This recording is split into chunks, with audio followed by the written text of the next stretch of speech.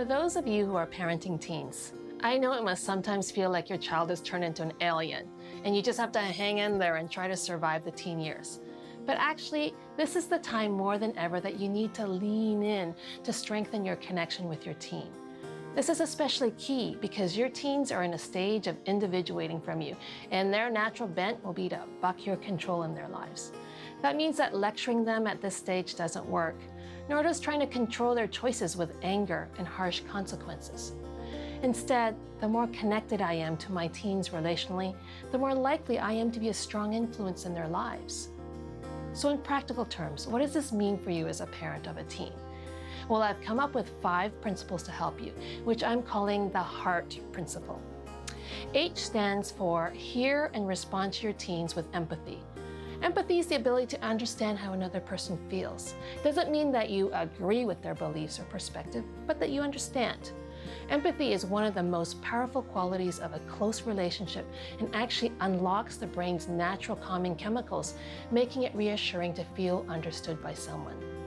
Part of building a healthy relationship with our teens is to communicate to them that what they think and feel is important to us, and that we take their concerns seriously. Many parents are afraid to show empathy because they think it might jeopardize their authority. But you can validate your teens' feelings without giving up your authority or the need to sometimes set consequences for their poor choices. This helps them to calm down and deal with strong feelings, a very critical skill they're going to need to manage their emotions. Now, E stands for esteem and encourage your teens. Be your teens' champions. Look for and encourage their strengths rather than the weaknesses. Regularly tell them what you admire about them, what makes them special and unique. And at the same time, watch what comes out of your mouth. See how often you speak critically or negatively to your teens rather than positively. And watch your tone of voice as well. Is it impatient and harsh or gentle and loving? Do you know that research shows that it takes 9 positive statements to outweigh the power of just 1 negative statement? In most situations, we're faster to criticize than we are to encourage. And do you know that your kids are bombarded with 1,200 commands a day? Dave, get up, hurry up, go to the bathroom so your sister can use it, put the milk away, where's your homework, and on and on. Now, while kids do need instructions and direction, parents must remember that correction and commands are primarily negative interactions. It doesn't feel good to be corrected, and it doesn't feel good to be told what to do 1,200 times a day. Now, this next one is closely linked. A stands for accept your teens with grace. God has carefully created each one of your children with their own gifts and talents and temperaments and quirks and likes and dislikes, and not one of them are alike. Of course, it could be the very thing that drives you nuts about them, but rather than nitpicking and focusing on the things that you don't like about your teens, choose to do a study of what makes them unique and special, and choose to be thankful of all the things that are different about them. Now, in this environment and grace and acceptance, we then add R, restore and forgive one another. Our teens will anger us so many times, especially when they lash out with anger, and they'll do things that cause us great pain. But each incident left unforgiven and unresolved is like a brick wall between our hearts. It can lead to bitterness, contempt, and really negative filters, to the point where our teens can do nothing right. It can leave all of our interactions with our teens being very negative and critical. And for many parents, they don't often see themselves as wrong. They think they're always right in every dispute with their teens. Too many kids come to my practice with their spirits closed because their parents never apologize or own their own wrongdoings.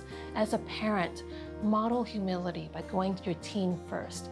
Own your part of the conflict, even if it's only 1%, and humbly ask for forgiveness. And don't say, I'm sorry, but, and try to minimize or justify it, but just say, I'm sorry. As you know, we're not perfect parents, but those of us who take ownership of our mistakes are teaching our kids to take responsibility for their own mistakes.